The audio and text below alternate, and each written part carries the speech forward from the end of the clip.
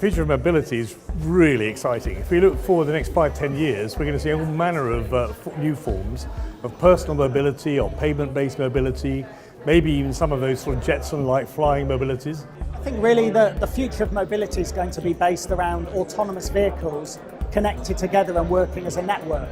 And I think that's really going to bring on three fundamental implications.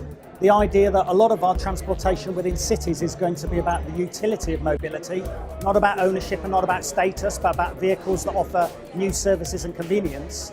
But on the other hand, we're going to look at journeys of luxury, the idea that the journey becomes the destination.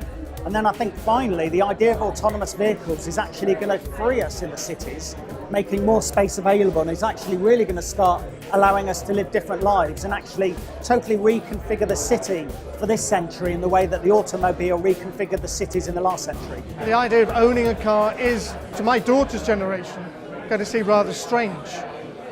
A car is just something you will order via your mobile phone. I think mobility will change really quickly over the next few years. It will increasingly become shared. There will be a push towards autonomous vehicles.